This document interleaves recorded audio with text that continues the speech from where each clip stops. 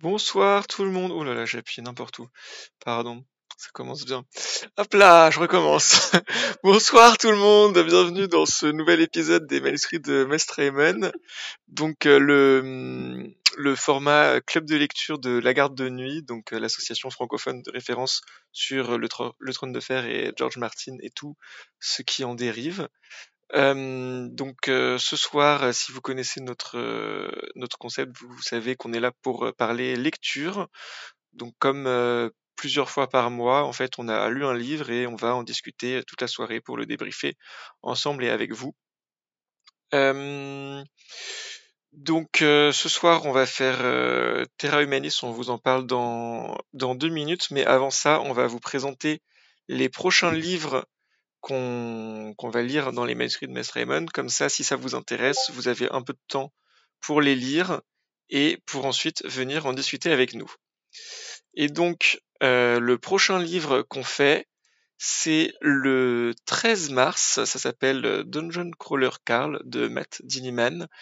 Et qu'est-ce que c'est? C'est un livre alors ils appellent ça de la lit RPG. C'est un peu un nouveau sous-genre de fantasy qui est en train d'émerger surtout aux États-Unis et qui commence à arriver en France, qui a l'air assez intriguant. Donc moi j'en ai jamais lu, mais c'est assez intriguant. Le concept, ça a l'air d'être que globalement on suit un héros type de RPG, y compris dans tous les codes du RPG, y compris la montée de niveau, la prise de compétences, etc. Et là, en l'occurrence, Karl qui est coincé dans un donjon et qui doit survivre aux différentes épreuves. Donc c'est un des livres qui a très bien marché aux États-Unis, qui arrive en France avec très bonne presse, un peu en fer de lance de ce nouveau sous-genre des littératures de l'imaginaire. Donc personnellement, j'ai très hâte de le lire et de savoir ce que ça donne, ce concept. Et donc très hâte de vous en parler le 13 mars avec Lady Lilou et Schrödinger. Voilà. Et ensuite, un peu plus tard en mars, la lance de Péréture. Yoda, qu'est-ce que tu Un peux peu nous plus en tard en dire? mars, Un peu plus tard ça en mars, ouais. sera le 24 mars. Oui, le 24 mars, heureusement un petit peu plus tard parce que le livre ne sort que le 7 mars, donc il faut quand même un petit peu de temps pour que les gens aient le temps de le lire. Et c'est la lance de Péréture de Nick. Et c'est l'histoire d'une mère et d'une fille qui habitent dans une grotte jusqu'au jour, enfin, qui sortent pas de leur grotte et choses comme ça, jusqu'au jour où où la fille en fait va sortir pour partir à l'aventure avec sa lance et sa monture pour rejoindre pour rejoindre la cour royale et un artefact mystérieux. Voilà. Donc quelque chose peut-être un peu plus balisé par rapport à l'autre livre qui a l'air vraiment très original, mais qui a l'air vraiment intéressant au niveau des personnages et tout, qui donne très très envie de le lire. Et ça sera Flamme, Nympha et Willa qui en parleront avec vous. Voilà. Et donc, ce soir, qu'est-ce qu'on a lu? On a lu Terra Humanis. Est-ce que Namande, je me rends compte que je vous ai pas du tout présenté, j'ai fait n'importe quoi. Donc Yoda et Namande qui sont avec moi, évidemment. Et donc Namande, est-ce que tu peux nous présenter un peu Bonjour. Terra Humanis? Bien sûr. Bonsoir, bonsoir. Terra Humanis, c'est un récit utopique écologique écrit par Fabien Cerutti aux éditions Nemos. Éditions Nemos qu'on remercie pour leur service de presse qui nous a permis de découvrir ce récit justement. On va suivre Rebecca Alphen, Luc Lavigne et quelques étudiants qu'ils rencontrent à la cité internationale, cité universitaire international de Paris, excusez-moi, à peu près dans nos années à nous, et on va les suivre jusqu'en 2109, ainsi que ce qu'ils vont créer, Terra Humanis, un groupe entre guillemets politique, qui a pour but de nous sauver de la catastrophe écologique dans laquelle on est, et en attaquant l'angle du dérèglement climatique. Parce que l'écologie, c'est vaste. Fabien Seroutis va s'intéresser au dérèglement climatique particulièrement. Je pense que j'en ai dit assez sans trop en dire. Oui, je pense que c'est globalement l'idée. Moi, ce que je rajouterais peut-être, c'est que j'ai trouvé très intéressant Linky Pit, dans lequel il resitue un peu sa démarche, qui est de dire. Alors moi, ça m'a beaucoup parlé parce que je m'étais fait cette réflexion il y a quelque temps. J'en ai déjà parlé. Donc si on a des gens qui nous suivent assidûment, j'en ai déjà parlé, qui était que j'en avais marre de lire que des dystopies et que chaque fois qu'on imaginait le futur, c'était forcément des catastrophes, tout se passait mal, et que j'aurais aimé qu'on invente des futurs alternatifs dans lesquels ça se passait bien pour une fois. Et globalement, il dit exactement ça dans Sneaky Pete. Il dit que ce qu'il veut, c'est imaginer un futur où ça se passe bien, et le chemin qu'on pourrait prendre d'après lui pour atteindre cet endroit. Donc c'est une démarche qui est très intéressante, je pense. Oui, on peut dire que c'est très documenté aussi. Oui. Parce qu'à la fin, l'auteur donne sa bibliographie, en fait. Oui. Voilà. Bah, qu'est-ce que t'en as pensé du coup, Namande ? Et c'est-à-dire que c'est un récit que j'aurais aimé, vraiment aimé. Je sais pas comment me positionner. Ça se lit très bien, hein, c'est pas la question. Je suis très contente de lire un récit utopique par rapport à l'écologie, parce que moi je suis un peu tendance éco-anxieuse, et donc tout ce qui est symphonie atomique, etc., je peux pas, hein, c'est mort. Donc j'ai trouvé ça très intéressant de lire les solutions que Fabien Serouti pense qu'on pourrait mettre en place, et de voir que voir que dans sa tête, en tout cas dans son esprit, ça fonctionne. Ça permet de se poser des questions sur ce qui n'existe pas, ce qu'on peut envisager, sans me foutre l'angoisse de ok, on propose des solutions qui n'ont pas fonctionné du tout. Donc ça, c'était très chouette. Je sais pas à quoi je m'attendais, à une histoire. Alors c'en est une, hein, mais je pense que je m'attendais à vraiment une histoire, un peu. Enfin, quand on lit des dystopies type, j'en sais rien moi. Hunger Games, c'en est une. J'ai oublié, j'en ai d'autres en tête, mais quand on les lit, je trouve qu'on se concentre vachement sur les personnages, sur l'histoire, etc. Là, les personnages sont un peu un prétexte, et c'est comment je mets en avant ce qui est censé être la bonne vision, la bonne méthode pour qu'on s'en sorte. On est plus sur un essai politique fictionnel, donc facile à lire, une sorte de petite vulgarisation, que pour moi sur un récit, et c'est là où le bas blesse pour moi. C'est pour ça que je sais pas trop comment me positionner. Donc un smiley indécis. Mm. Je pense qu'on va développer un peu tout ce que tu dis. Yoda, t'en as pensé quoi ? Ouais, je suis un peu du même avis que Namande. En fait, il y a beaucoup de choses assez positives. En fait, je trouve d'abord l'optimisme de l'auteur, c'est très agréable. Il y a des petits moments sympas du récit. Il y a une certaine... le rythme est sympa, l'écriture est sympa aussi. Enfin voilà, il y a plein de choses très très positives. Il y a pas mal d'allers-retours passé-présent que... personnellement, j'ai trouvé plutôt sympa en fait cette espèce d'alternance entre passé et présent, parce que ça permettait un certain dynamisme. C'est pas passé présent, c'est futur et présent plutôt, ouais. Mais voilà, et vraiment j'ai trouvé ça plutôt cool. Du coup, le rythme était très très bon, l'écriture très bonne, et il y a certaines pistes qui sont données que j'ai trouvées assez intéressante finalement quand même.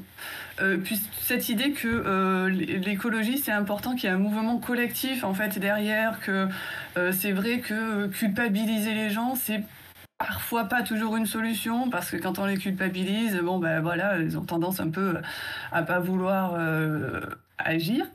À côté de ça, il y a d'autres choses qui m'ont plus dérangée, notamment la volonté de l'auteur finalement de sortir l'écologie de la politique, que j'ai pas trop apprécié, moi, enfin, qui rentre pas trop dans ma vision des choses en fait.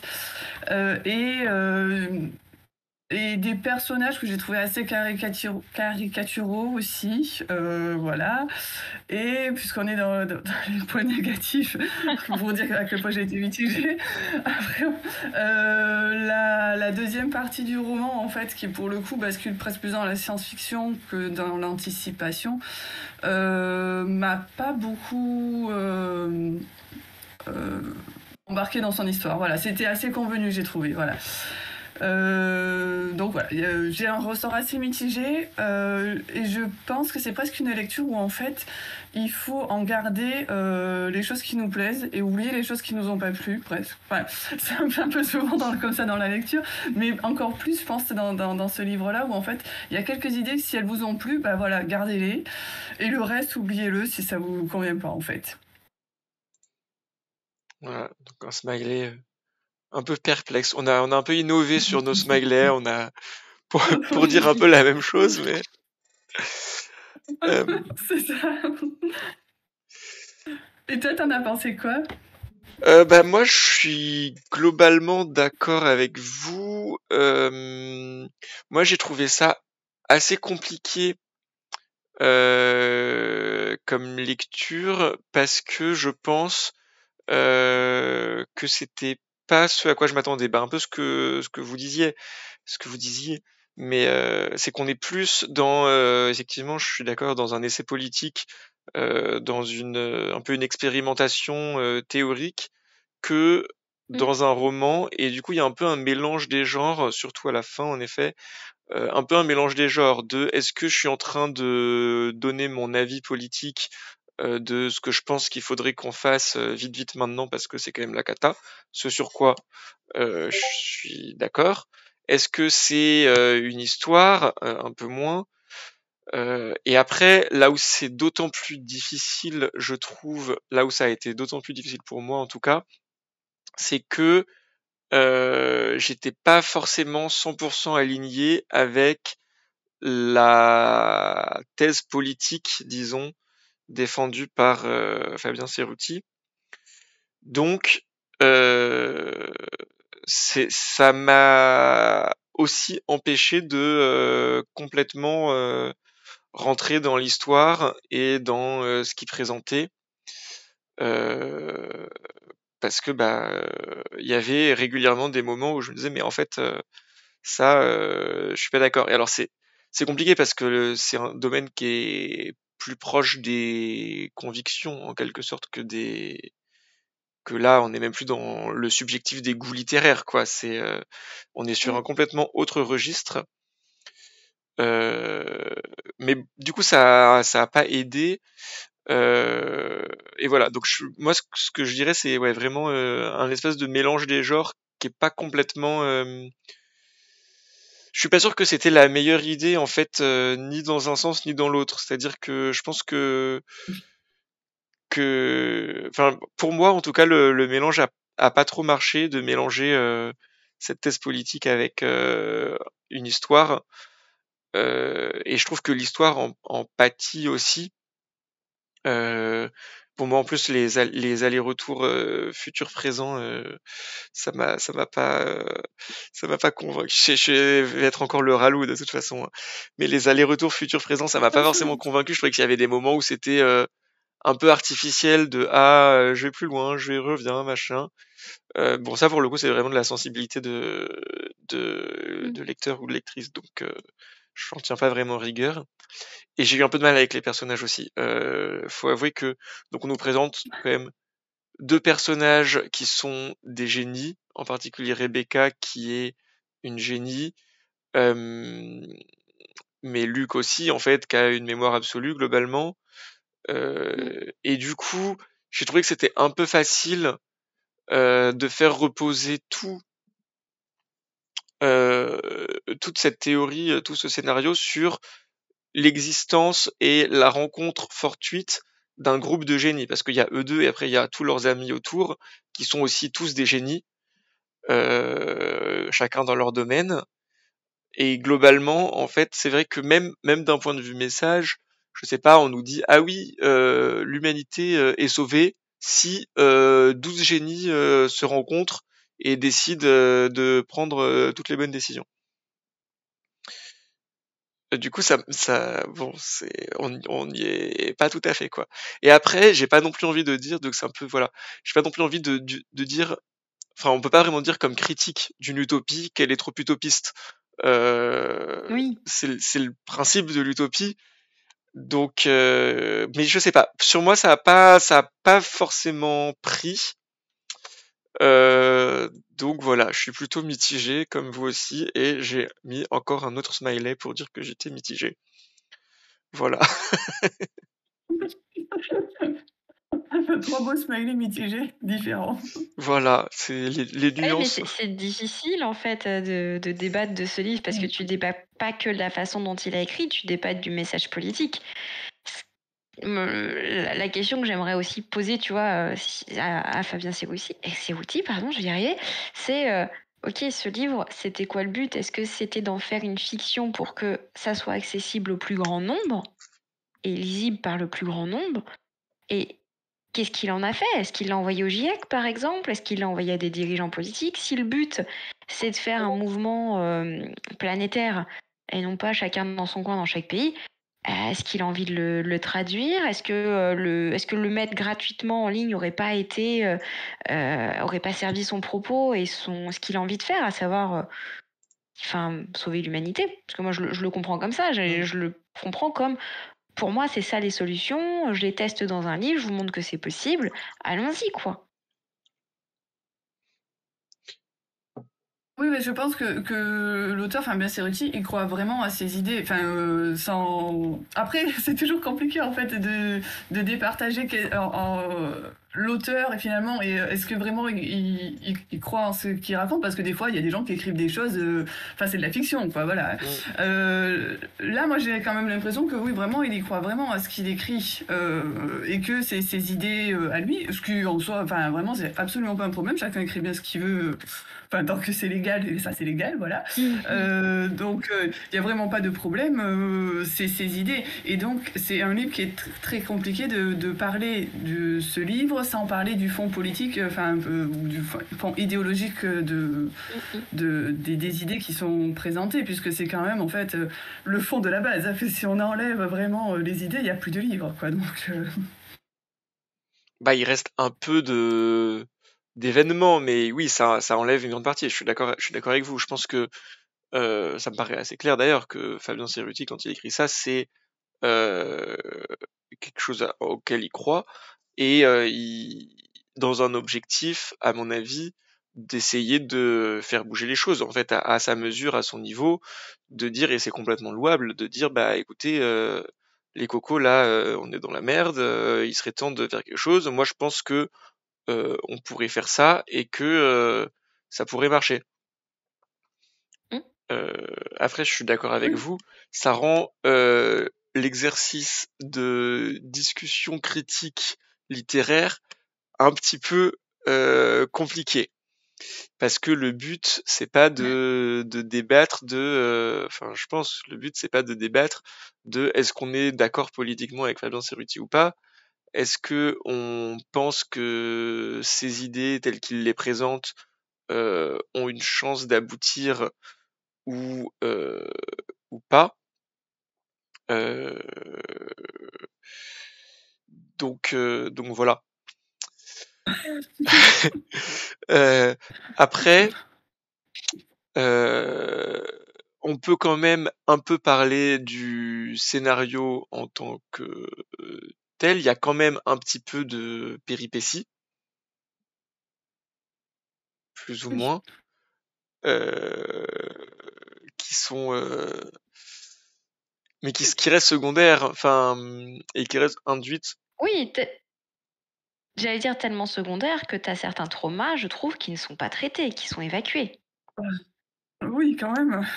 Je sais pas si je dirais que les traumas sont complètement évacués. Alors pour le coup, moi, j'ai pas trop accroché au personnage, mais j'ai trouvé intéressant donc Luke qui a une mémoire absolue en gros, hein. Donc on a Rebecca qui est un génie qui a 250 de QI alors que Einstein en avait 160, et Luke qui a une mémoire absolue qui retient tout ce qui lui arrive. Et j'ai trouvé que c'était très intéressant pour le coup, et ça je pense que je l'avais jamais vu. Le personnage de Luke avec sa mémoire absolue, en fait c'est presque un handicap parce que comme il a vécu des traumas en particulier dans l'enfance, et après il va y en avoir d'autres au cours du livre, mais en particulier ces traumas d'enfance, il peut jamais les oublier, il peut jamais vraiment les soigner, jamais passer à autre chose, et en fait il a toujours ces images traumatiques qui lui reviennent, et en fait il se souvient parfaitement de ses souvenirs traumatiques. Et ça, j'ai trouvé que c'était un twist autour du personnage à la mémoire parfaite qui était très intéressant et assez original. Enfin, je sais pas si vous aviez déjà vu ce genre d'exploitation de ça. Non, mais c'était effectivement ça, c'était chouette. J'ai pas super souvenir non plus d'avoir eu des personnages qui se souviennent de tout dans un autre roman. Je sais que j'avais lu un autre roman qui était pas mal, avec un personnage qui se souvenait de tout, mais qui en plus revivait des vies différentes. Alors bon, ça n'avait absolument rien à voir. Le bordel. Mais qui en plus, voilà, et qui avait des souvenirs. Bon, voilà, autant dire que ça n'a absolument rien à voir avec le sujet là de Luc, qui en effet est un personnage intéressant, Luc, j'ai trouvé. Ah, on Moi, nous j'ai dit... trouvé que c'était plutôt les traumas de Rebecca qui étaient un petit peu parfois mis Oui. de côté. Totalement mis de côté. Voilà, c'était pas de Luc, moi, que j'avais dans l'idée des traumas. Oui, Voilà, mais du coup, Luc est intéressant. Alors, on nous dit par contre dans le chat que ça a été traité dans Doctor House et que c'est un trope assez courant de la mémoire absolue. Bon, moi, j'ai pas vu Doctor House et j'avais jamais vu ce trope de la mémoire absolue qui, du coup, revit ses traumas non-stop. Donc, j'ai trouvé ça intéressant. Peut-être que c'est pas si révolutionnaire que ça. Bon. Ah, grave, c'est intéressant quand même. C'est la Oui. première fois qu'on le lit, Oui, c'est oui, oui, intéressant. c'est quand même Oui, intéressant. de toute façon, c'était intéressant, je pense.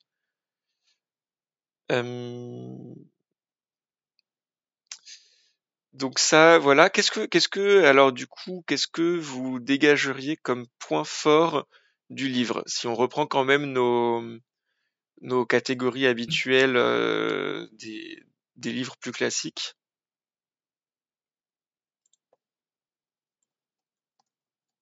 Bon, l'écriture, comme disait Yoda, et le rythme, moi je suis d'accord avec Yoda sur le côté présent, futur, les allers-retours. Moi, ça me l'a dynamisé le récit.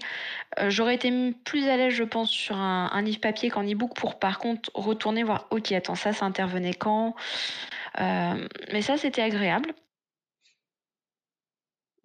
Ce que j'ai bien aimé, cela dit, juste par rapport à ce que tu dis sur revenir, Ouais.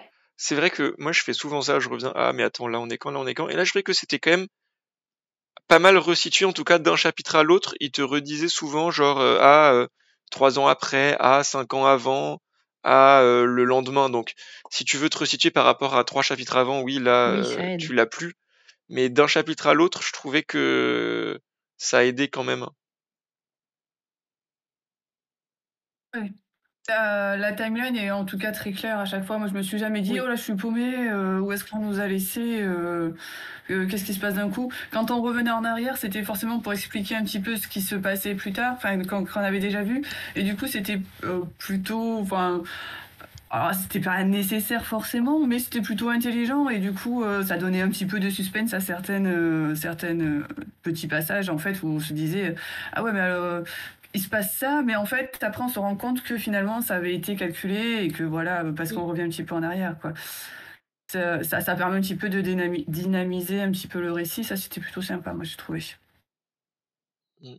Sans forcément être fondamental, voilà. Mais... Toi, t'as un point fort à dégager, Yoda? Alors oui, bah, moi moi, j'ai quand même trouvé que sur certains points, en tout cas, j'étais plutôt d'accord avec lui. Alors, vraiment pas sur tout, hein, mais moi, je trouve qu'en fait, cette idée d'élan collectif, en fait, pour pouvoir avancer, cette idée de très pédagogique, en fait, tout ça, en fait, c'était plutôt pas mal, et il y avait sûrement des choses à en tirer, en fait, de ces idées-là, de fin du pessimisme aussi. Alors, c'est très utopiste pour le coup, hein, mais n'empêche que ça peut peut-être pousser un petit peu les gens à pas s'enfoncer dans le désespoir, de se dire, allez, ok, ça va mal, mais peut-être que si maintenant on fait quelque chose, voilà, ça peut encore servir à avancer. C'est pas forcément très réaliste ou très pas forcément la bonne chose à faire, mais en tout cas, je trouvais que cette idée que allez, en avant, faisons quelque chose maintenant, il vaut mieux, même si c'est tard, même si c'est reporté, en fait, essayer de faire quelque chose plutôt que de s'enfoncer dans le désespoir et dans l'impuissance, en fait. Tentons quelque chose. Voilà. C'était plutôt sympathique, ça donnait un petit peu envie, un peu de motivation, quoi. C'est pas plus mal, plutôt que toujours cette espèce de déprime climatique dans laquelle on est toujours dans les livres un petit peu d'anticipation qu'on a l'habitude de lire.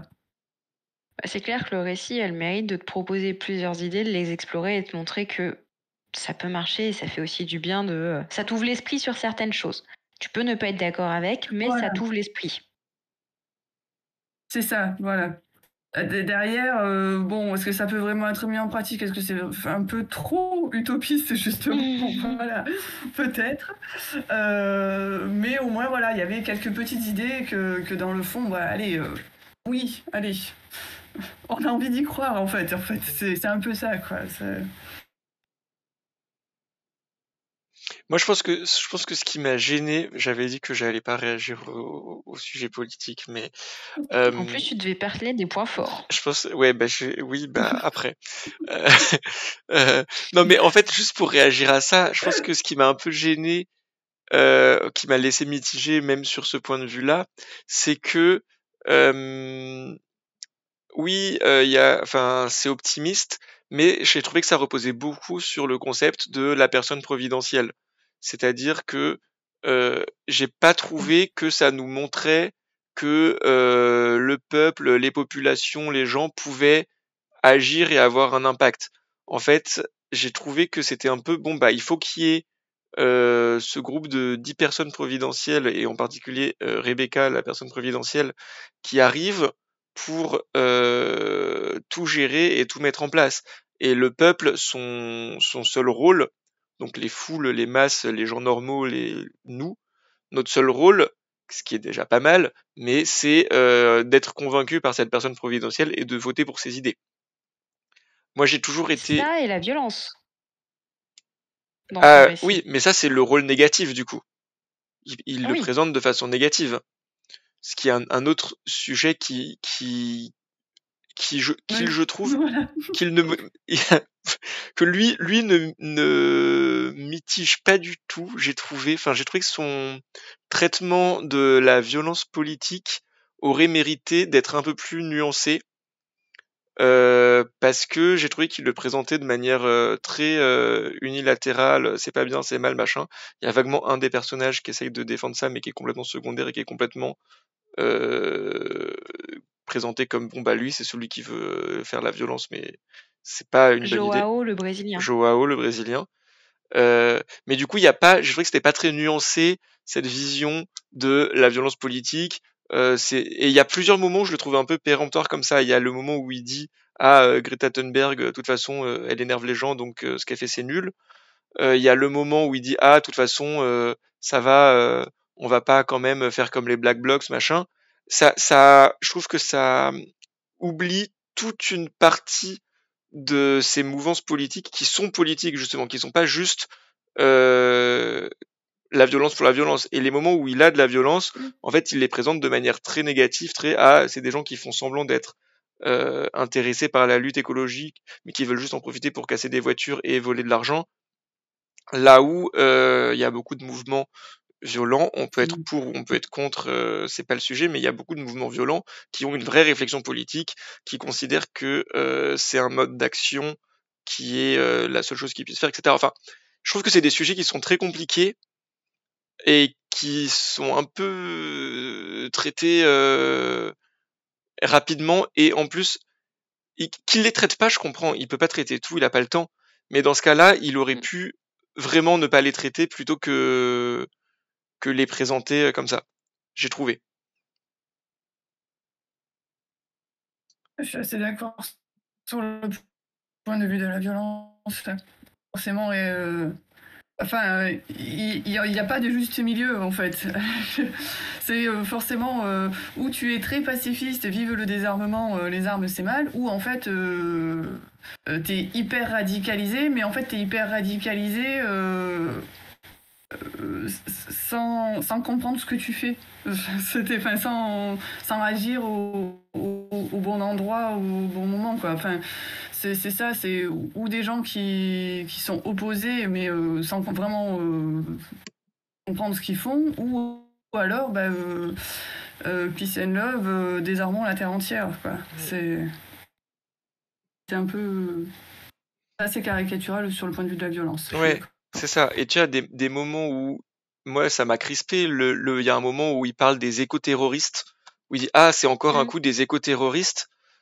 Bon, moi j'ai pas pu m'empêcher de me hérisser de tous mes poils quand tu sais que éco-terroriste c'est plutôt quelque chose qui est utilisé par les médias de droite et les politiques de droite pour décrédibiliser les mouvements écologistes. Donc ça c'est des moments qui m'ont crispé, mais c'est du ressenti politique. Donc voilà. Est-ce que tu as un point fort? Est-ce que j'ai un point fort? Écoute, j'ai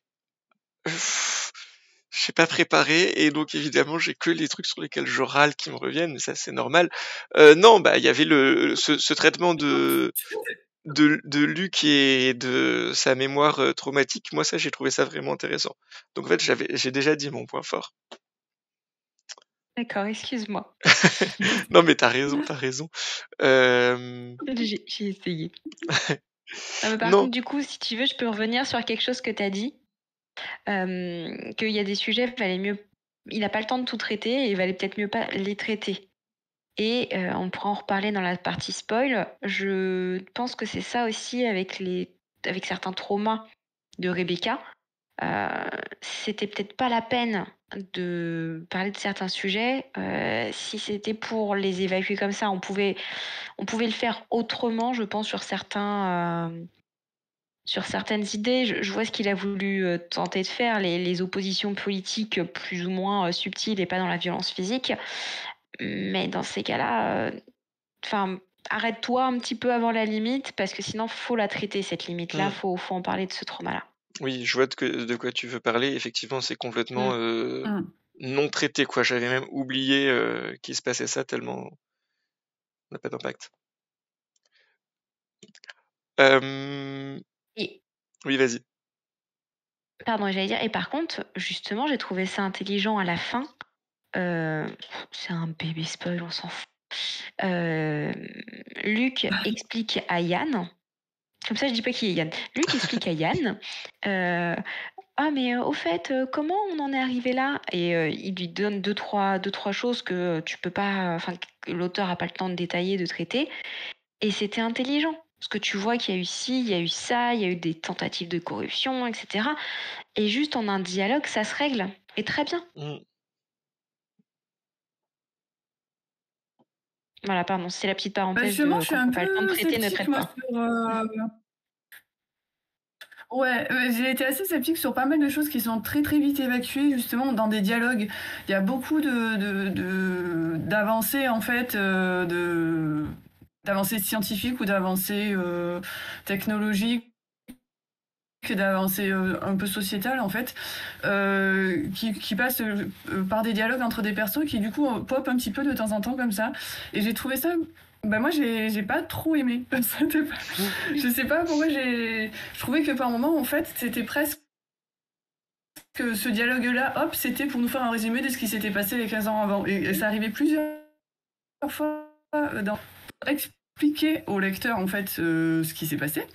Mais eux, je te demande bien en fait pourquoi est-ce qu'ils se racontent Oui. ça. Ils savent très bien ce qui s'est passé. Enfin, ils ont aucune raison en fait de se rappeler de tout ça.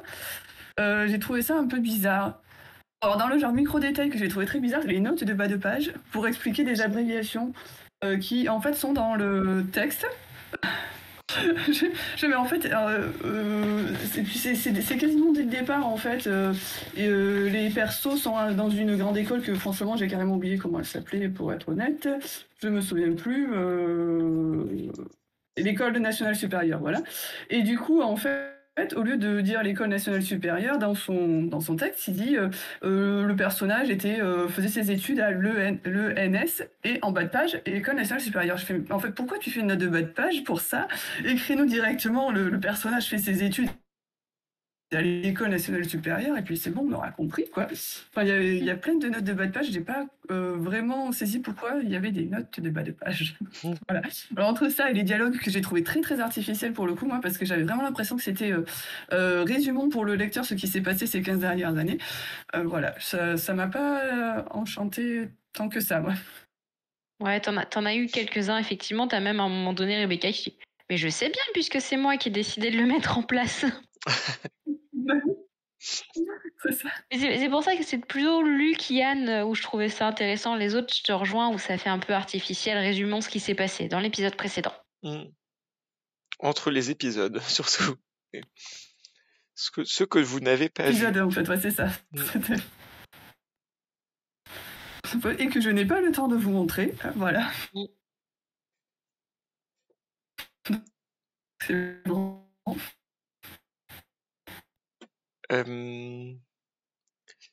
Est-ce que normalement après les points forts on fait les points faibles, après on en a déjà un peu parlé. Est-ce que vous avez vous auriez un point faible à dire qu'on n'aurait pas déjà abordé, ou alors un autre sujet à aborder, une thématique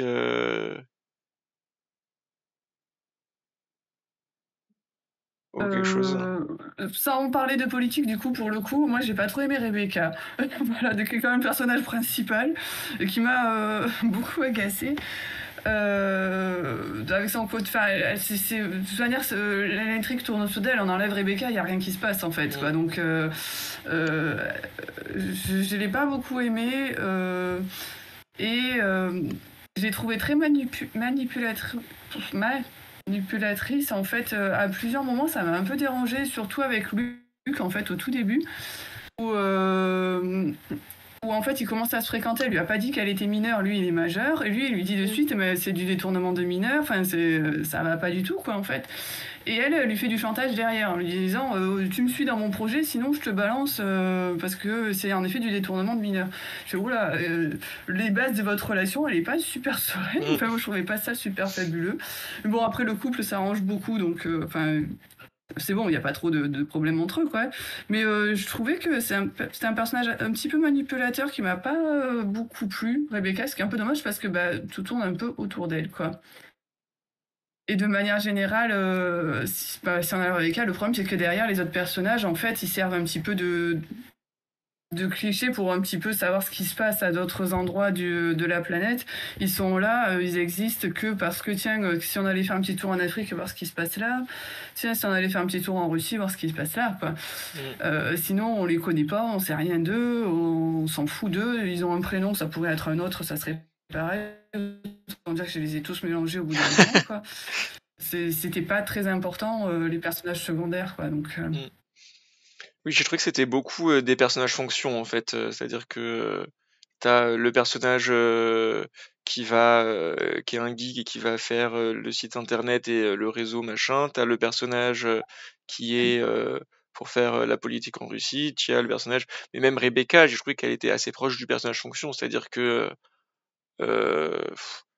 elle a pas, enfin, elle a des objectifs quand même parce que elle veut sauver le monde, ce qui est fort louable de sa part et bien gentil de s'atteler à ça. Mais j'ai trouvé que c'était quand même souvent, bon bah, elle est très définie par le fait que c'est une génie et que du coup, elle peut résoudre tous les problèmes. Et j'ai trouvé, tant qu'à y être, que même cet aspect personnage génie, alors on en a un peu parlé, c'est forcément casse-gueule, mais j'ai trouvé qu'en plus, c'était pas toujours très bien fait. C'est-à-dire qu'il y a des choses, on nous dit ah oui, c'est des génies, donc ils savent faire, mais c'est pas des choses qui avaient l'air particulièrement impossibles à faire pour le commun des mortels.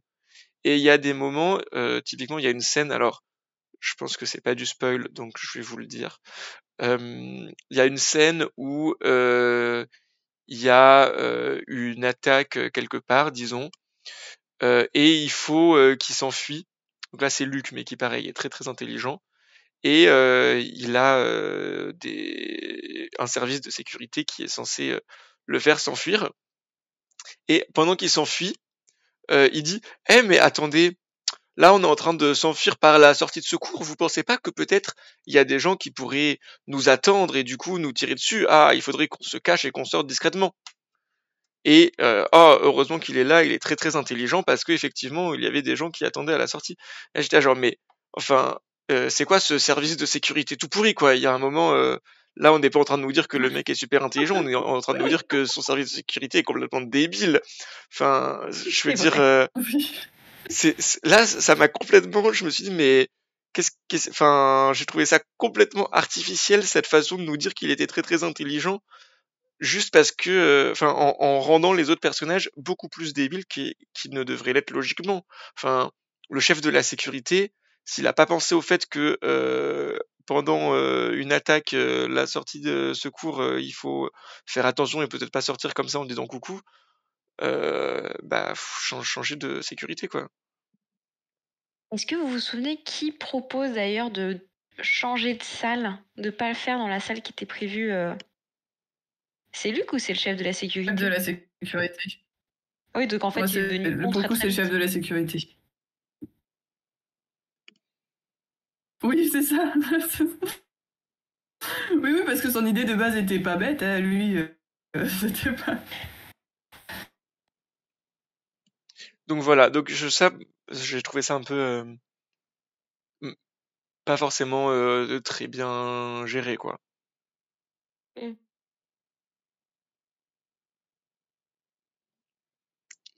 Et de toute façon, enfin... Non, pardon.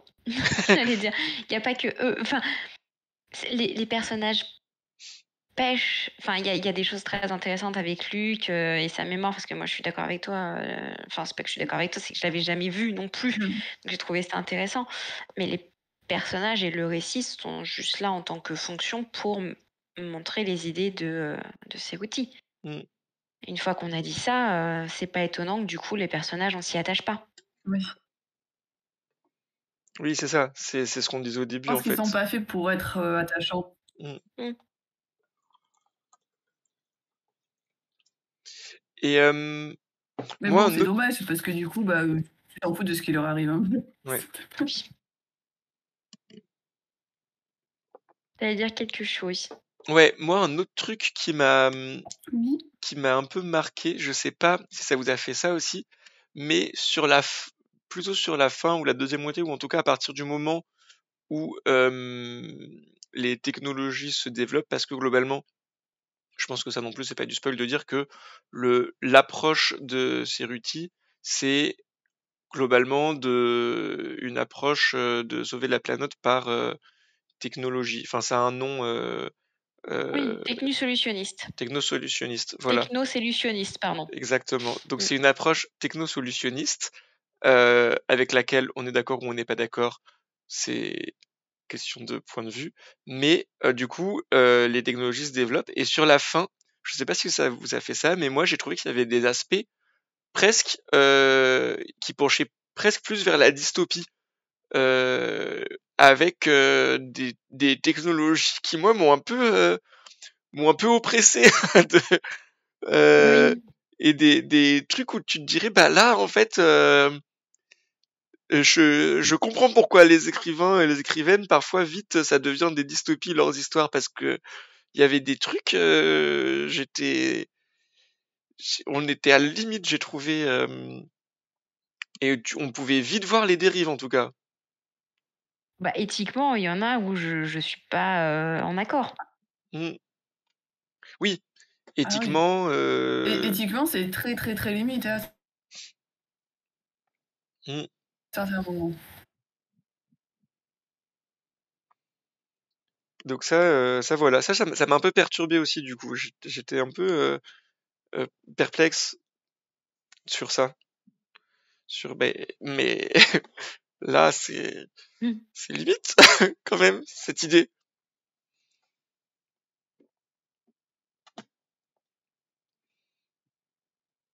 Euh, Est-ce que vous avez un autre truc à dire sans spoil, ou est-ce que on se fait une petite partie spoil? Pas très bien, on spoil. Ça devient compliqué sans spoil. Ouais. Très bien. Dans ce cas-là, si vous nous regardez, que vous nous écoutez et que vous n'avez pas lu le livre et que vous ne voulez pas être spoilé, je vous propose d'arrêter d'écouter, d'aller lire le livre si ça vous intéresse, et de revenir écouter la suite de ce qu'on a à dire ensuite en replay sur YouTube. Et sinon, si vous avez déjà lu le livre, que ça vous dérange pas d'être spoilé, je vous propose de rester avec nous et on va aborder la partie spoil de notre discussion. Et qui veut dire quelque chose en première? Est-ce que malgré tout, vous avez eu une scène préférée? Est-ce que malgré tout, vous avez eu une scène préférée? C'est ma question, tout à fait. Est-ce qu'après tout, malgré tout, vous avez eu Bon. une scène préférée? Moi, Yoda. j'en ai Faites eu un une en petit vrai. effort, cherchez une scène préférée, les gens. Ah bon, bah Namande. Namande, commence par nous donner ta scène préférée. Vas-y. Tout bête. Mais c'est tout con, mais c'est au tout début du livre, c'est entre la mère de Rebecca et Rebecca, quand Rebecca, genre 12 piges: «Oh Ah bah, moi oui, je veux coucher». Je dis: «Bah c'était non, ultra drôle. non». Déjà, parce que, et en fait, je trouvais ça très intéressant, pour le coup, en fait, c'est, la partie presque la plus humaine du récit avec, malheureusement ce qui arrive à Luc quand il est petit. C'est, OK, je suis maman d'un génie, comment je gère ça? Mm, Comment je gère ça pour que, au quotidien, ça se passe bien entre nous, mais qu'elle aussi, elle grandisse, elle se fasse des amis, qu'elle soit pas isolée, quand est-ce que je la mets à l'école? Quand est-ce que je la mets pas à l'école? Et tout tout ce chapitre, toute cette scène avec, je peux pas lui mentir, faut que je lui parle comme à une adulte, enfin, je l'ai trouvée, très humaine. Elle m'a beaucoup plu cette scène, avec sa petite touche d'humour en plus. mm. Je suis d'accord, ouais. C'était très Ah, drôle mais et je c'était suis tout à très... fait d'accord d'ailleurs. Vas-y. Bah, c'est fini. Désolée. Nathalie, du coup, la mère de Rebecca, c'est mon personnage préféré du livre, en fait, du coup, parce que c'est celui que j'ai trouvé finalement la mieux presque construite. Alors, on la voit pas tant que ça, pourtant, ouais. Mais j'ai trouvé que c'était un personnage pour lequel on pouvait en fait comprendre, qu'on pouvait accrocher, qui était très très logique dans sa vie, et puis qui était une mère en fait qui avait à s'occuper d'une enfant qui était plutôt avancée, en fait, voilà, assez mature, des choses comme ça, mais qui était quand même toujours une enfant, quand même, quoi. Et elle avait ses problématiques à gérer, pas toujours facile en plus. Enfin, c'était la mère, voilà, elle doit s'en occuper. Et elle était vraiment plutôt très, très, très chouette. Et du coup, moi, le personnage de Nathalie, j'ai vraiment beaucoup, beaucoup aimé. Mm. Ouais, je suis d'accord, c'était super intéressant et ça vient un peu nuancer ce que je disais tout à l'heure du fait que je trouvais que les personnages de génie avaient pas été très bien gérés. Par contre, effectivement, sur cette partie du début de l'enfance, de comment s'intégrer à la société, etc., là, c'était, pour le coup, ça c'est très bien géré, je trouve très bien présenté, les problématiques qui se posent, Mmh. comment elle a pu les gérer, etc., de manière très bienveillante, très mignonne. Et ouais, toute cette partie-là, par contre, du personnage de génie, j'ai trouvé était très intéressante, très bien gérée. Je suis d'accord. Très, très bonne scène préf. Voilà, maintenant à vous. Yoda, est-ce que t'as une scène préf? Non. J'ai pas vraiment de scène préférée. Il y a pas de gros moments qui me ressortent comme ça, de me disant ah ouais ça c'était très cool et tout. Par contre, bah c'est pas ma scène préférée, mais du coup, moi le truc qui m'a vraiment un petit peu surpris et pourtant c'était quelque chose que je voyais venir. Du coup, moi c'était cette bascule sur la deuxième partie, qui a alors c'est pas que ça a rien à voir avec la première parce que bon quand même voilà, mais d'un seul coup voilà ça passe d'un récit de science-fiction avec des extraterrestres qui arrivent, et j'ai trouvé ça un peu bizarre. Enfin voilà, enfin c'était pas, enfin d'un seul coup voilà qu'est-ce qui se passe, pourquoi est-ce que de ce roman utopiste avec ses idées, ces choses comme ça, on passe d'un seul coup à un roman de science-fiction, enfin, avec des extraterrestres qui viennent débarquer comme ça. Je trouvais ça plutôt étrange, bizarre, pas inintéressant. Mais d'abord, c'est traité très très rapidement, donc du coup, ils sont là, voilà, plouf, coucou, on est là. Et voilà, du coup, j'en suis. J'ai fait, pourquoi? Du coup, c'est presque toute cette partie, en fait, alors qui n'est absolument pas ma scène préférée, mais que j'ai trouvé bizarre, que je me suis dit, mais qu'est-ce qu'en fait il a essayé de rajouter, en fait, avec tout ce point-là. Voilà, Bah, j'étais assez tu vois, intriguée. moi là-dessus, je l'ai compris comme, ok, voilà ce qui va nous arriver si nous, en tant qu'êtres humains, on n'arrive pas à endiguer la crise climatique dans laquelle on est. On va se retrouver comme les exodéens, en fait. Éventuellement, hein, si un jour on y arrive, on va aller dans l'espace, on va se tomber sur une autre civilisation, ils vont pas nous comprendre, ça va créer des problèmes, guerres, etc. Sur les milliards qu'on était, on sera plus que 20 000. Enfin, je l'ai vraiment pris comme, regardez, ça c'est potentiellement nous dans quelques années. Hmm. C'est malin. Mais C'est une très bonne. je suis d'accord qu'il y a un peu ce côté épouvantard. Enfin, en tout cas, repoussoir, modèle négatif de regarder ce qu'on pourrait être.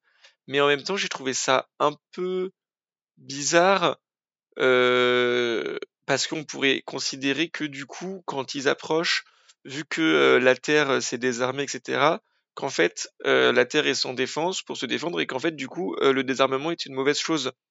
Et donc, j'ai trouvé ça un peu bizarre dans le livre de se retrouver à ouvrir la porte à cette interprétation-là, euh, et d'ouvrir la porte à des gens qui diraient ah vous voyez en fait il faut garder des armes dissuasives quoi pour nous défendre. Ah, c'est un petit peu mon problème, et c'est quelque chose qui est déjà traité dans le problème à trois corps, mais j'arrive plus à me souvenir de quel tome, et surtout, voilà. Mais où, en fait, en cas de rencontre extraterrestre, finalement, la chose la plus probable qui puisse se produire, en fait, c'est qu'on finisse par se taper sur la gueule. Voilà, c'est ça, en fait. Et en effet, c'est exactement ce que là, ça donne cette impression-là, en fait, que c'est presque inévitable aussi, et que en fait, il n'y a pas le choix, et ça va. À un moment donné, il y a de l'incompréhension, et forcément, ça va finir dans une espèce d'impasse. Alors bon, là, ils en sortent, voilà, bien, grâce à Rebecca. Voilà, c'était encore un coup. Mais ça donne toujours l'impression finalement que finalement, pour un roman qui est très très optimiste quand même, quoi, en fait, plein d'optimisme, et il en arrive finalement à cette même conclusion, que forcément, il y a un moment donné où deux espèces extraterrestres qui se rencontrent, enfin, une espèce extraterrestre et une espèce terrestre qui se rencontrent, forcément, ça ne peut que finir en opposition finalement. C'est pas inintéressant, hein, mais j'ai trouvé ça plutôt étrange par rapport au ton du roman. Voilà.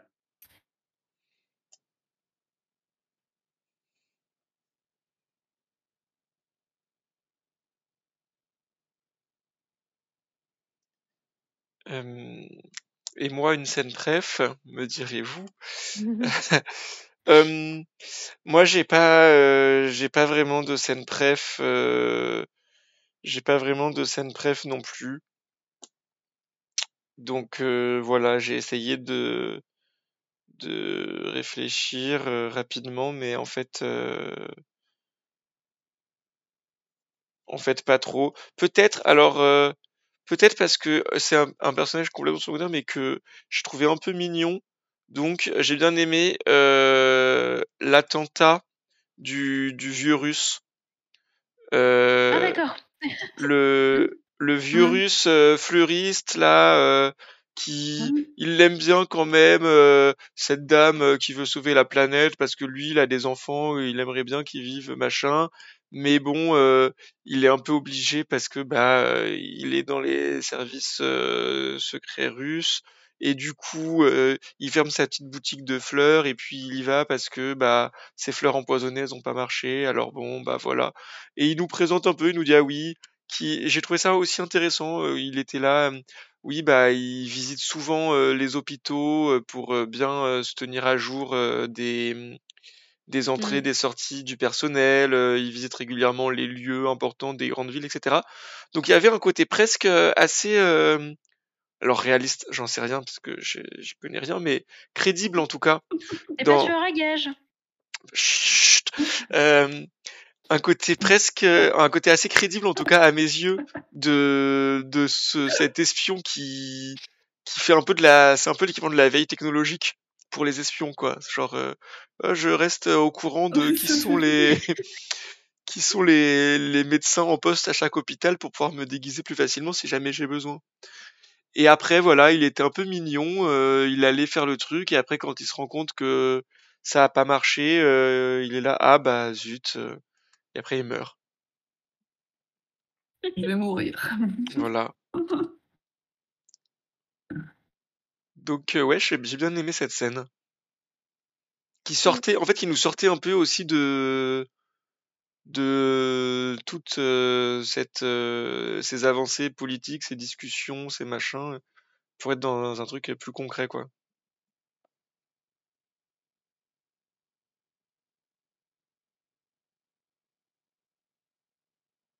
Mm.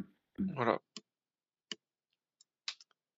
Est-ce que vous avez un perso préf à part donc Yoda, tu nous as dit, euh, Oui, j'ai déjà raconté. t'as déjà raconté. Mhm. Namand, est-ce que t'as un perso préf?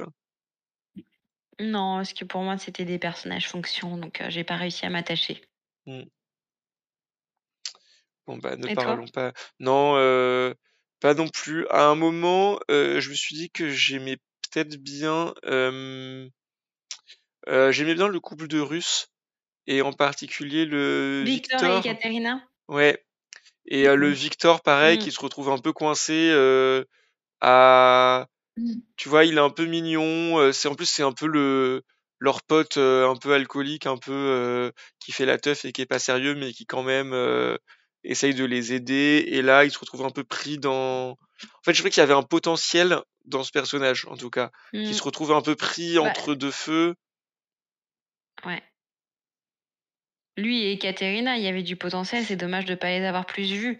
Oui, en fait, ils disparaissent Oui, après cette scène. On n'en entend plus parler. Oui, c'est ça. on Mm. n'entend même plus parler.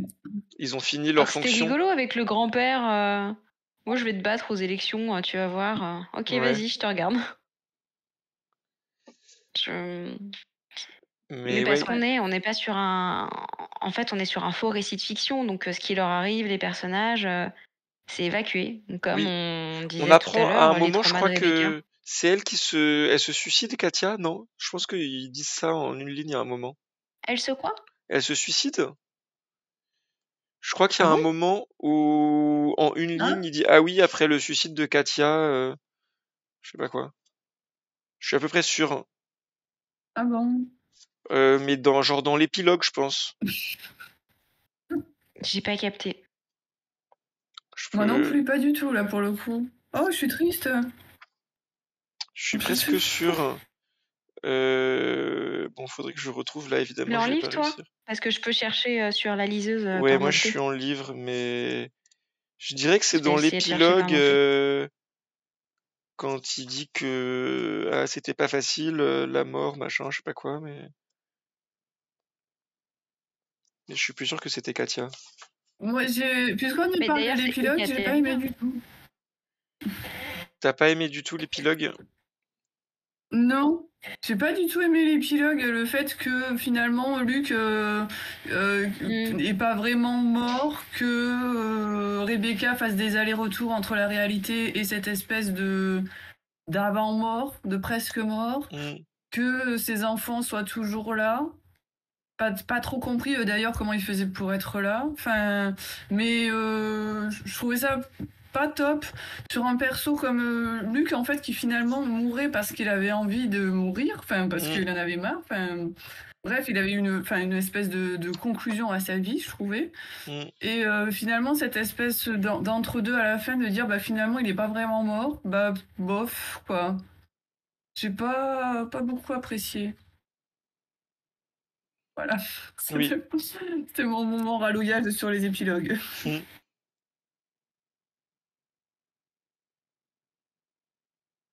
Je pense qu'il y Oui. en avait pas besoin, ça pouvait s'arrêter sans ça. Mmh. John, tu parlais pas plutôt de Vania? Parce que j'ai une phrase Ah qui dit: oui, «Quelques mois avant son c'est ça, suicide, c'est ça. il avait entendu Vania évoquer l'endroit où il se trouvait maintenant». Mais c'est plus pour dire qu'elle, elle a bossé dessus, quoi. Oui, et que c'est lui qui s'est suicidé, donc Vania, j'avais elle est pas complètement morte. rien compris. Non, Vania est pas morte. Non, en plus, c'est avant son Et suicide puis à lui, Vania, elle est donc pas russe. oui, bah écoutez, j'avais tout mélangé. J'avais tout mélangé, mais du coup, voilà, j'avais bien aimé ce couple de Russes, mais je trouve qu'effectivement, ils disparaissent après. Bah en fait, ils servent à amener cette scène j'imagine que c'est cette scène que tu sous-entendais, Namande, quand tu parlais des Oui, là, traumas c'était ouais.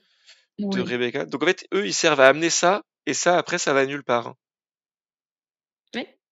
Oui, parce qu'après, c'est réglé avec un deepface, bref, Deepfake. je suis pas à la page, moi. Ouais. Donc la fameuse scène dont on parle, c'est clairement, elle se fait violer, en fait, Oui. Rebecca. Oui. Et c'est évacué, mais Oui. comme ça. Elle se fait violer, elle se fait droguer, violer, c'est filmé, donc après, elle voit les images de son viol. Ouais. Mais c'est vrai que ça l'affecte pas. Non. Et ça a Non. pas de répercussions ensuite, en plus. Oui, Enfin, je veux dire, même politiquement parlant, ça n'en a pas, quoi. oui, parce qu'en Ni fait, sur son après, mariage, enfin elle rien. ouais, après elle menace, avec, un deepfake, du président, en train de faire, je sais plus, du sexe aussi probablement. Ça pareil, en plus Ouais, tu pourrais dire, BDSM, je crois. ouais, en plus ça tu pourrais dire, bah, si tu fais ça, le président russe, il va t'envoyer tous ses assassins là, enfin il y a un moment, Bah oui, c'est un peu En bizarre. fait, il y avait d'autres façons de la faire chanter. Enfin, je comprends l'idée, les Russes font chanter, Rebecca et cetera, mais si tu veux pas traiter le trauma du viol, ne parle pas du viol, en fait, mmh, fais-le autrement. oui, je suis d'accord. Mmh. Ouais, je suis d'accord aussi.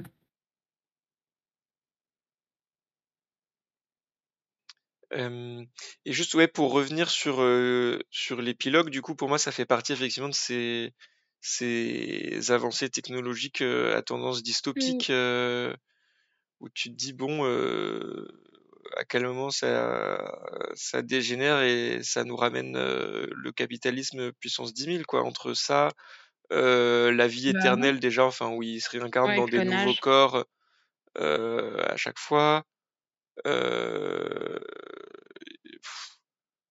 c'est bon. Il y a un espèce Bah, de du coup, ils mettent en place un contrôle des naissances, avec, je sais plus, ils ont des puces ou des trucs comme ça qui peuvent vérifier si les gens font des enfants, et cetera. Enfin, on est dans une mmh, grosse société de la surveillance. ouais, Heu, enfin, tu as tous les éléments, je trouve, pour la dystopie. Tu as les mais puces, dans les dirigeants, qui peuvent être explosés à oui, distance. oui, oui, oui. Heu, Ah ouais, clairement, à la fin, ça bascule dans la grosse dystopie et je me suis dit: «Mais enfin, voilà quoi, c'est quoi leur problème en fait?» Enfin, c'est quoi leur problème? Ça va plus du tout quoi, enfin, mmh, on part de cette idée un peu utopique quand même, vraiment, ouais, la guerre c'est mal, le futur c'est bien, faisons des choses ensemble, bras dessus, bras dessous, presque, très, très utopiste pour arriver à, mettons des puces sur tout le monde, contrôlant les naissances et explosant la tête des gens à distance quoi, mmh. enfin, C'est tu l'utopie par manque de confiance, en fait. Oui, c'est ça. J'ai l'impression Ouais. que c'est complètement ça. C'est en fait, on peut pas faire confiance en les gens, donc on revient un peu à ce côté, il faut la personne providentielle, ou il faut en tout cas une personne plus intelligente que tout le monde pour maîtriser, parce que les gens ont trop des instincts et on peut pas les éduquer et les faire s'autogérer. Donc forcément, il va y avoir des dérives, donc il faut qu'on mette en place des mesures de rétorsion en quelque sorte. Mais c'était déjà ça, moi, ça m'avait un peu marqué au moment où ils mettent en place un pseudo revenu universel. À un moment, ils mettent ça, mais Ah oui. Et avec les 15 heures ouais, de bénévolat. mais soumise à 15 heures de bénévolat dans des organisations validées, quoi. Et là, déjà, j'étais là, genre, bah, là, il pourrait y avoir un peu des dérives quand même, parce que bah, il suffit qu'un gouvernement Mm. décide je sais pas, d'enlever l'agrément de bénévolat à, je sais pas, au planning familial ou à des choses comme ça. Mmh. Et là, bim, en fait, t'obliges les gens à aller travailler dans certains endroits pour avoir, et du coup, c'est plus un revenu universel en fait, vu que c'est soumis à un travail, quoi. Mm, mm, mm, mm. Donc déjà là, je trouvais que Ah oui, t'avais un oui, peu excuse-moi. les prémices de cette potentielle dérive un peu autoritaire en fait, de de Mais, contrôle. mais, mais sur la fin, complètement, mais je suis d'accord, parce que cette histoire de puce à distance que tu peux faire exploser si jamais, bon, de base, c'est si jamais un pays en envahit un autre et lui déclare la Oui. guerre. Et il faut qu'il y ait les 2 tiers de. Enfin, ça s'appelle plus l'ONU, mais bon, ça a changé de nom, mais c'est un peu la même chose, disons, Mm, quoi. Enfin, ça pose quand même un souci au cas où finalement des pays ont envie de se débarrasser de quelqu'un d'autre, quoi. Enfin, mm. c'est plutôt. Alors, c'est plus compliqué, d'accord, mais enfin, tu vas vite quand même à regrouper quelques pays qui peuvent avoir intérêt à se débarrasser de quelqu'un et lui faire exploser sa tête à distance au pauvre bonhomme, quoi. J'avais pas réfléchi aussi loin que vous, notamment sur le revenu universel. Ouais, moi Ah, ça moi, va. ça a été, en fait, ça a été direct. J'ai fait, ah, mais non, on fait pas du bénévolat pour le revenu universel, quoi. C'était pas. Oui, bah moi pareil. Mais en fait, ça fait écho en plus au Bah oui, au bénévolat pour avoir le chômage au là. Enfin, RSA ouais, c'est et au ça. bénévolat, quoi. Oui. C'est. Et c'est vrai que c'était en fait après, voilà, au moment où ils ont parlé du revenu universel, qui a eu plusieurs noms, revenu d'existence, tous ces trucs-là. C'est des questions qui ont un peu émergé, mais après, pareil, bon là on est dans des conceptions politiques, je pense, mais pour moi, c'est vrai que si tu mets en place un revenu universel, le principe c'est que c'est assurer un minimum d'existence à tout le monde. Donc c'est pas à une entité supérieure de décider si tu mérites ou non d'avoir de quoi exister, quoi. Mmh. Donc ça c'était voilà les prémices après de ces trucs. Donc ouais, je trouve une vision un peu plus dans le contrôle. Et c'est marrant parce que donc dans le chat tout à l'heure il y a au début, donc voilà, on nous parlait d'Utopia qui était aussi dans cette mouvance d'utopie, donc Utopia de Camille Le Boulanger, qui présente lui, sans présenter la façon dont on atteint une espèce de société utopique, il nous présente une société utopique mais qui est basée sur complètement d'autres principes, justement, là où dans Fabien Cerutti, ça va être plus technosolutionniste et plus euh, on n'a pas trop confiance en le peuple et donc il faut quand même des mesures pour contrôler ce qu'ils font, etc. Dans Utopia, j'ai trouvé que c'était beaucoup plus axé sur euh, le changement de société qui va faire que chacun et chacune dans cette société utopique va avoir changé ses comportements et avoir internalisé les contraintes environnementales, sociales, etc. Et donc s'être adapté pour agir en bonne intelligence, quoi. Donc je trouve ça marrant parce que c'est vraiment deux approches complètement différentes en fait et c'est vraiment complètement exacerbé dans la fin du livre, je trouve. Mm. Il faudrait que je le lise, Utopia. moi j'avais beaucoup aimé, donc voilà, je dirais que oui, mais je pense que c'est une question aussi de... Bah, j'en sais rien. Bah, si tu le lis, tu nous diras. Ouais, je vous dirai un jour. Voilà, Mais un jour. non, non, mais c'est prévu, mais j'ai une petite pile à lire, mais celui-là, il est dedans pour le coup. Et le fait d'avoir lu Terra Humanis me donne encore plus envie de lire Utopia. Notamment pour voir quels sujets sont traités et pas traités, parce que là, bah, effectivement, solution technosolutionnisme, basé énormément sur le climat. C'est pas que le climat qui nous intéresse dans notre monde, enfin, ne serait-ce que la disparition des espèces animales, c'est pas du tout abordé, et c'est un problème. Mm. C'est pas parce qu'on aura des solutions pour avoir des énergies vertes, qu'on va remettre de la forêt à gauche à droite. Qu'est-ce qu'on fait des animaux? Est-ce qu'on continue comme on fait actuellement? Enfin, je prends les animaux en exemple, mais il y a d'autres choses. Il évoque à peine le fait que plus tard on consomme moins, mais c'est pas une volonté de décroissance. C'est Joao qui en parlait. Mais ça a été zup zup zup. Mm. Joao, c'est un peu le gaucho sûr de ce groupe. C'est celui qui parle de Ouais. décroissance, c'est celui qui parle de...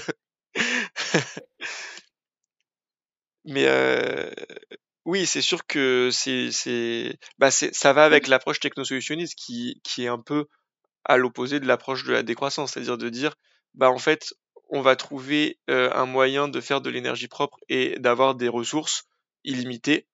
C'est un peu le cheat code dans les Sims, ressources illimitées, tchic tchic tchic. Et du coup, on peut continuer à produire et à consommer comme on faisait avant.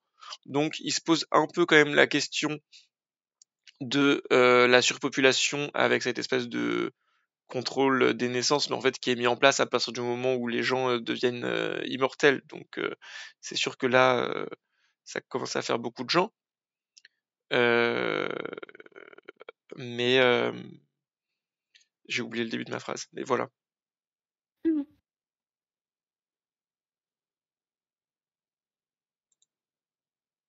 Oui, voilà, on nous dit dans le chat. Oui, bah, après, c'est sûr que c'est optimiste dans le fond. En plus, c'est qu'en fait, il croit en plus que notre but à l'heure actuelle, finalement, est juste de survivre presque jusqu'au moment où, dans le futur, il y aura une technologie capable de pouvoir, de pouvoir solutionner le changement climatique.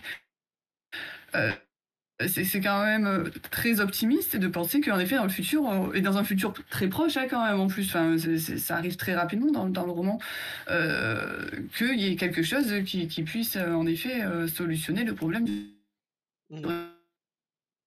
réchauffement climatique. Par des drones. Mais rien que de penser, en fait, à tout ce réchauffement, enfin, toute l'énergie, en fait, pour construire tous ces drones, pour les faire tourner, les machins, tout ça, moi, ça m'a donné mal à la tête en me disant, mais en fait, tout ce que... C'est bien de planter des arbres, enfin, allez-y, planter des arbres, enfin, c'est pas le... Mais pour passer autant d'énergie, mais d'énergie électricité, fossile, enfin, tout ce que vous voulez, pour surveiller les arbres, le temps que le futur nous donne des solutions, moi je suis pas certaine que ça vaille le coup de planter des arbres, quoi, à ce niveau-là, quoi.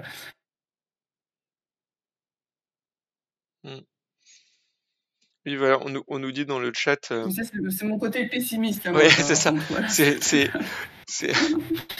Donc, je vais lire ce message dans le chat quand même. Je vais y arriver. Donc, qui nous dit: la sobriété et la désirabilité de changer ne sont pas questionnées. On fait comme avant, mais maintenant c'est propre et illimité, donc c'est bien. Du coup, tout est un peu facile avec ce postulat. Et effectivement, c'est un peu ça, c'est-à-dire que on trouve on trouve la solution. Et c'est ça l'utopie en fait. L'utopie, c'est on va trouver la solution. Et une fois qu'on aura trouvé la solution, on est sauvé. Et donc, il y a quand même un côté... il préconise pas non plus juste d'attendre que tout se fasse tout seul. Il y a quand même, pour prendre la défense un petit peu, il y a quand même une double action. Il y a, en fait, c'est vraiment cette vision de il faut gagner du temps pour trouver cette solution magique. Et donc, pour gagner du temps, il faut ralentir au maximum les premiers effets du réchauffement climatique. Et donc ça, dans cette vision-là, ça passe par effectivement planter plein d'arbres. Est-ce que ça suffirait, est-ce que ça suffirait pas, je ne sais pas, mais en tout cas, il y a une action commune et c'est mondialisé dans l'idée de planter des arbres. Et il y a une vision aussi pour accélérer la recherche, récupérer des fonds, parce qu'on n'a pas du tout parlé de ça, récupérer des Oui. fonds pour Oui. tout investir dans la recherche, dans cette idée de solution, quoi. Et donc c'est utiliser en fait la société telle qu'elle est, donc mondialisée, capitaliste, pour essayer d'en profiter pour aller trouver les solutions, quoi. C'est une vision qui existe, qui est pas juste de Fabien Cerutti, c'est une vision qui est quand même assez discutée. Je pense qu'on peut le soulever sans forcément prendre parti. Il y a aussi pas mal de gens qui considèrent que le problème ne peut pas être la solution et que Mm. c'est pas une solution. Je pense que c'est vraiment deux courants qui existent de nos jours de toute façon. Mais voilà, la vision de Cerruti, c'est ça, c'est on va récupérer l'argent là où il est, donc sur les marchés, dans la finance, etc. On va l'investir en énorme masse dans la recherche et la technologie pour trouver ce qui nous sauvera. Et en attendant, on va limiter la casse en plantant des arbres, quoi. Mm. Et ce on, il Oui. est planétaire. C'est ça qui est. C'est entre guillemets ce qui me donne un peu d'espoir, je trouve, de se dire ok, si on s'y met tous, on peut y arriver. Mm. Oui. Autant, ok. Non, mais autant Rebecca, Luc, ok. Moi, en fait, j'ai en fait, déjà de base, en fait, pas trop compris quel était l'intérêt de leurs potes, en fait, de rentrer dans cette affaire aussi, quoi. Enfin, c'est tous quand même des personnes plutôt privilégiées, hein, quand même, qui ont un bon niveau. Enfin, déjà, ils viennent étudier en France, quand même, donc, des étrangers qui viennent en France faire des hautes études, des choses comme ça. C'est des persos. En fait, il part du principe, l'auteur, pour le coup, Fabien Cerutti, qu'il y a des personnes haut placées, que ce soit politiquement ou financièrement ou industriellement, qui vont accrocher à leur idée de, en effet, il faut sauver la planète. C'est déjà très optimiste ce point de vue-là, je trouve. Enfin, faut déjà partir de cette base-là. Je suis pas certaine, moi, là, c'est mon point de vue à moi, que les milliardaires en soi aient vraiment tout intérêt à participer, en fait, à Peut ne ce mouvement. Voilà. C'est pas parce que t'as pas d'intérêt que, au niveau de ta morale, de ton éthique, tu veux pas. Je sais plus c'est quel acteur qui depuis, quelque temps, reverse tous ses cachets à des associations parce qu'il a suffisamment, de quoi, vivre et donc tout ce qui mais attends, non, c'est pas David Té je me demande si c'est pas David Tennant, en fait? Enfin, il y a un acteur comme Ouais. ça, effectivement, qui reverse tous ses revenus, parce qu'il a suffisamment, il a pas besoin de plus, en fait, donc tout va à des assos. Ça, j'ai pas trop de problème qu'un point de vue individuel. Certaines personnes, en effet, Mmh. sont ok. Là, ça part quand même du point de vue que tout le monde adhère à l'idée que il faille et que payer un petit peu d'argent, c'est pas grave, ça ne les dérange pas. Enfin, il y a quand même des milliardaires qui viennent les aider, les choses comme ça. Et finalement, c'est ce point de vue-là que finalement c'est eux les gentils, en fait, voilà. Ça peut être un petit peu, parfois, un peu gênant. Voilà, un petit peu, voilà.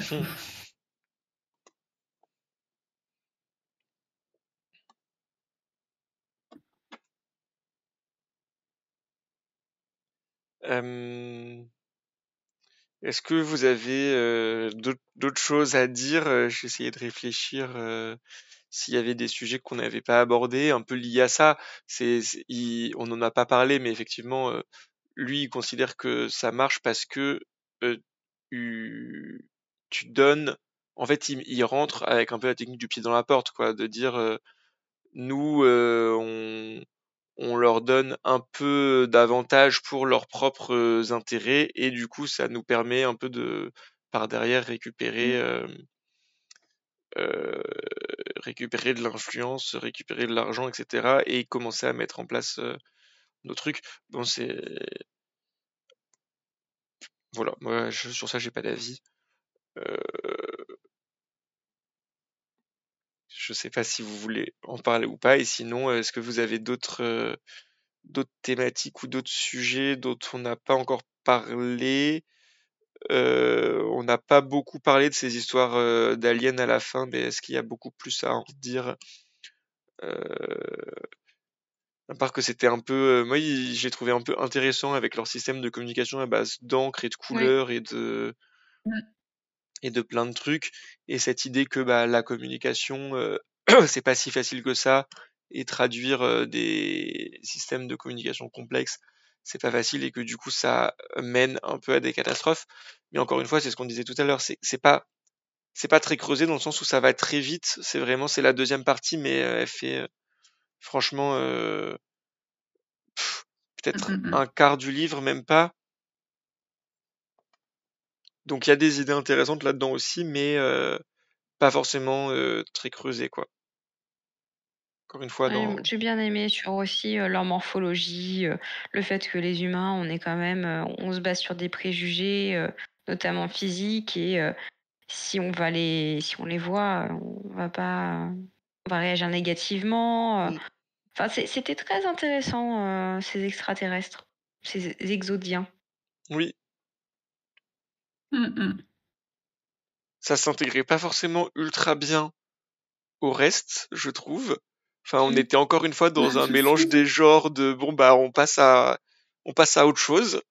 Mais il y avait des idées intéressantes en tout cas. Ouais, Mm. je pense que j'aurais pu lire un livre de SF sur juste cette partie-là de l'histoire. Oui. Ouais. Ouais, ouais. En plus, leur mode enfin, de société a l'air aussi ultra intéressant. Mm.